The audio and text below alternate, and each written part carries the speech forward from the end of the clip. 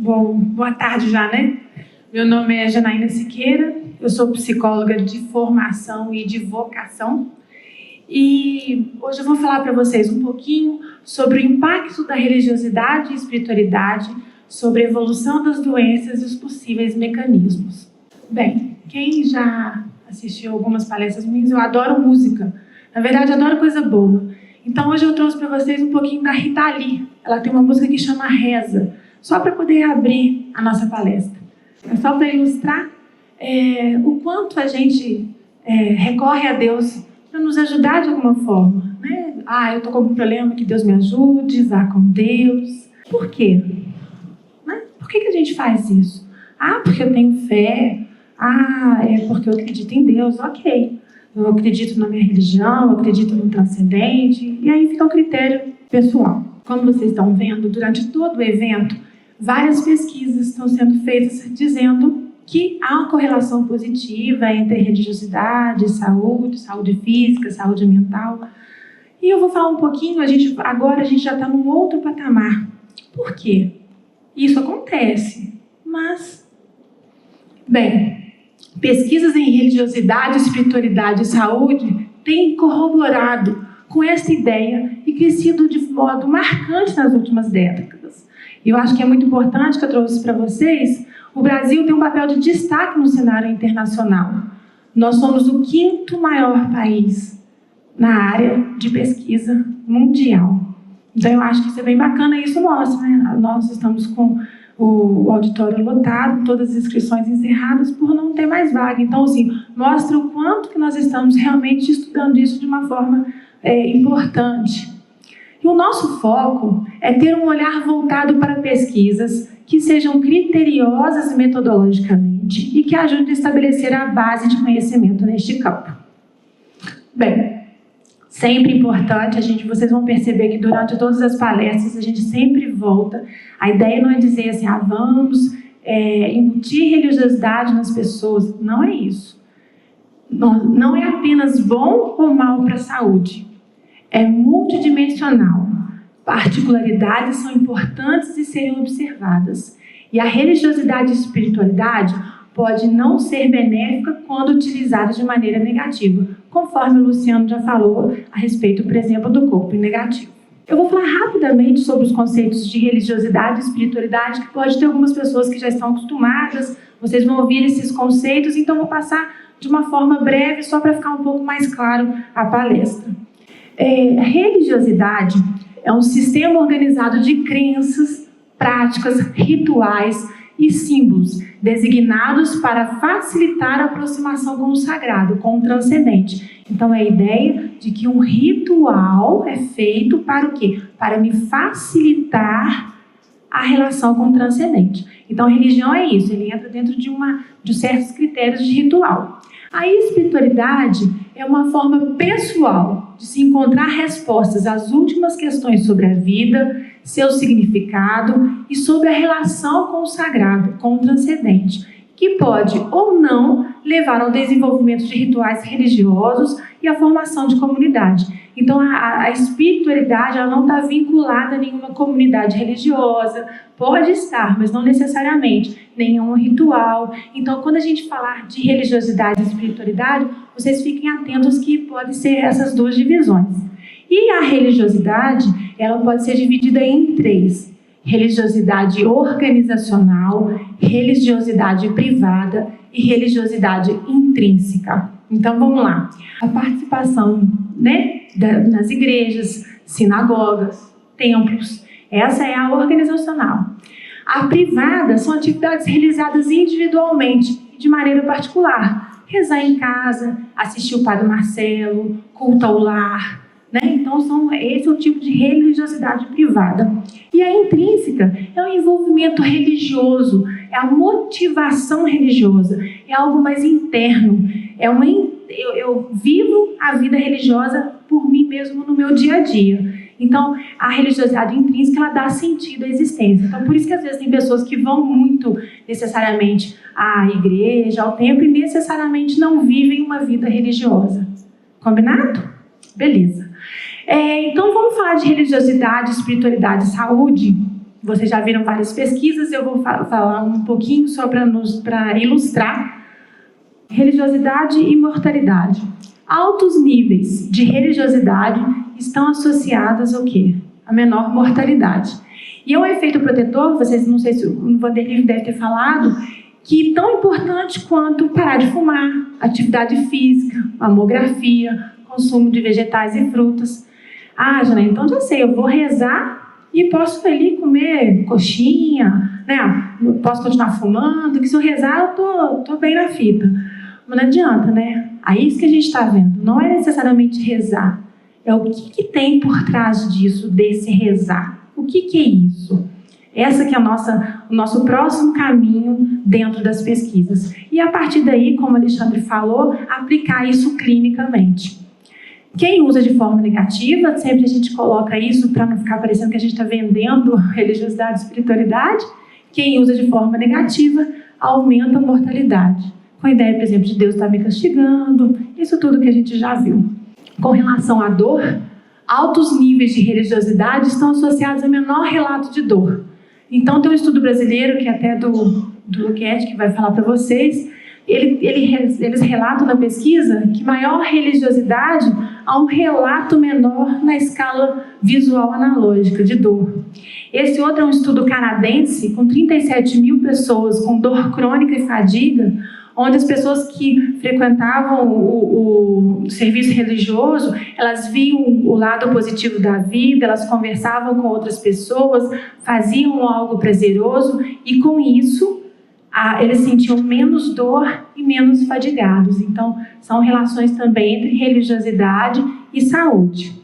Bem, a associação entre religiosidade e felicidade, tendo o senso de coerência como mediador, essa pesquisa já foi a nossa, que foi do meu doutorado que a gente fez no NUPS, e a gente avaliou, nós fizemos um estudo longitudinal com 161 pacientes em hemodiálise, onde a gente acompanhava esses pacientes por um ano, era aplicada as escalas com relação à religiosidade, felicidade e senso de coerência, que eu vou explicar para vocês, e depois de um ano a gente acompanhava novamente.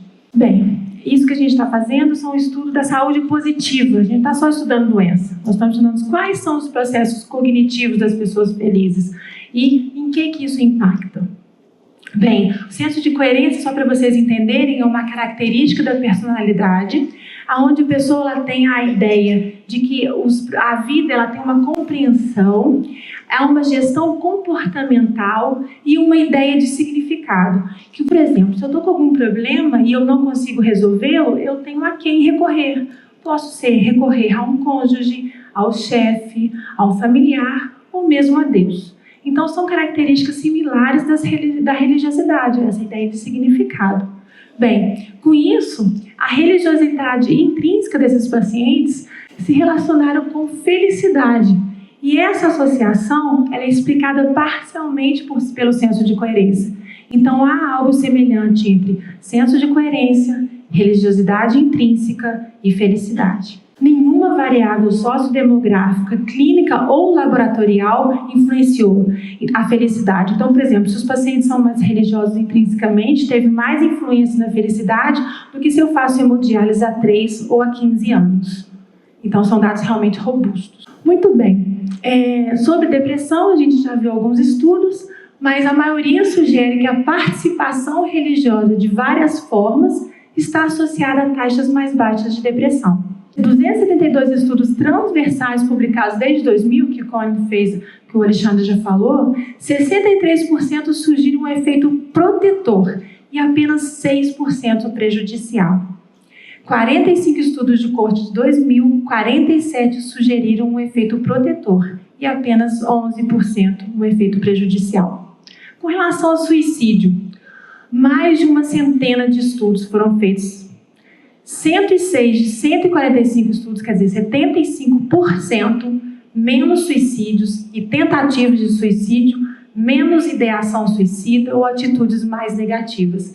É uma metodologia desafiadora porque a gente precisa de estudos longitudinais. Então, só para resumir, com várias revisões sistemáticas e meta-análises, já é mais do que sabido que a religiosidade e a espiritualidade impactam de maneira positiva com relação à saúde, onde há menos menos paciente com problemas cardiovasculares, obesidade, doenças crônicas, mortalidade, e saúde mental com menor depressão, menor ansiedade, maior bem-estar. Tá bem, Janaína, todo mundo já falou isso, tem 1000 anos que eu escuto, né? Tá bom, isso já só trouxe para eu poder fazer um levantamento, mas aí está o nosso desafio. Quais são os mecanismos? Quais os mecanismos que medeiam a associação entre religiosidade, espiritualidade e saúde? Mais pesquisas são necessárias para a elucidação desses mecanismos causais. Quando a gente fala de mecanismo causal, sempre são muito voltados para estudos longitudinais, para ficar uma coisa muito mais bem estudada.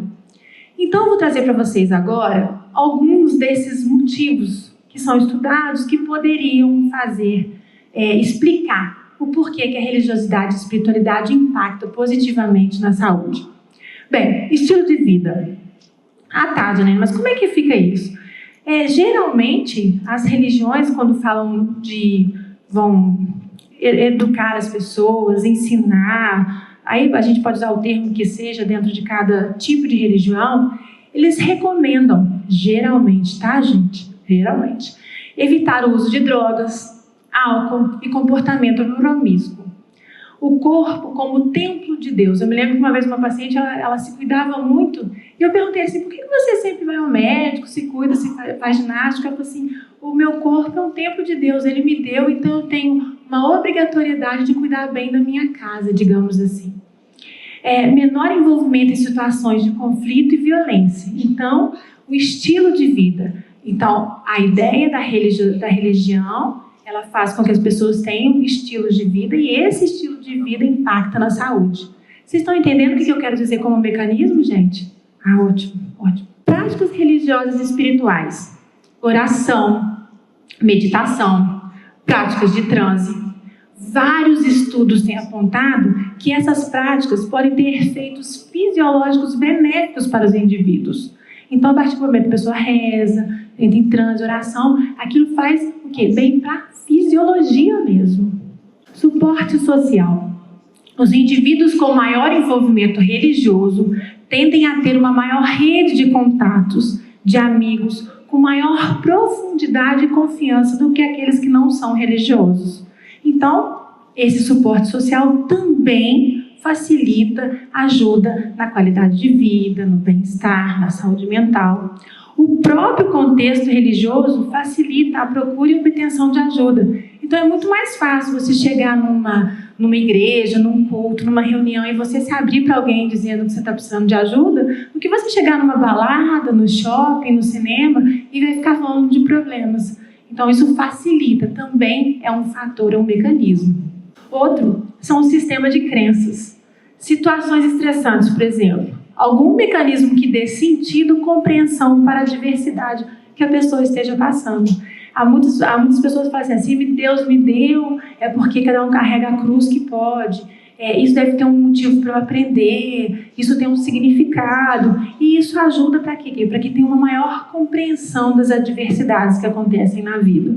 Aqui eu trouxe para vocês exemplos desses mecanismos dentro do quê? Dentro de algum contexto, seja de saúde física, de saúde mental, para que a gente agora está fazendo andando para trás. Antes a gente falou que religiosidade e espiritualidade impactam na saúde. Agora nós estamos fazendo, eu passei para vocês quais seriam alguns possíveis mecanismos e agora eu estou dando um retorno. Como que esses possíveis mecanismos podem impactar em alguns quadros de saúde física e mental.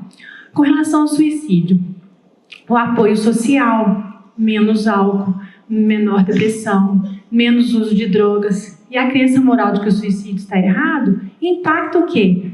Em menos tentativas de suicídio, então o próprio suicídio em si. Vocês entenderam o que eu fiz agora de trás para frente? Para vocês poderem ter ideia como funciona. O perdão, por exemplo, medidas mais baixas de ansiedade, depressão e hostilidade quando trabalha-se o perdão, maior satisfação com a vida, menor risco de uso de nicotina, maior emoção positiva. E as pessoas que trabalham mais o perdão, elas são alternativas para respostas psicológicas desadaptativas como ruminações. Então, sabe aquele pensamento, aquela raiva que fica guardada dentro da gente, que a gente fica aquilo ruminando, deixando a gente ansioso, deixando, às vezes, depois de uma ruminação muito grande, deprimido? O perdão, ele ajuda o quê? A diminuir isso. Então, eu consigo ficar menos ansioso se eu trabalhar o perdão. E o perdão, geralmente, nas religiões, ele é muito falado, trabalhado, né? E isso acontece. Significado, por exemplo. Uma compreensão religiosa da saúde, doença e bem-estar e das ações necessárias para promover a saúde, muitas vezes fazem apelo a conceitos teológicos, como pecado, salvação, caráter, amor, ação divina, perdão. Então, a religião ela costuma dar um significado para a vida, e as pessoas com significado maior, elas tendem a ter melhor bem-estar, mais esperança, mais otimismo. Aí, voltando ao apoio social, comunidades religiosas e pessoas podem promover a saúde através do cuidado.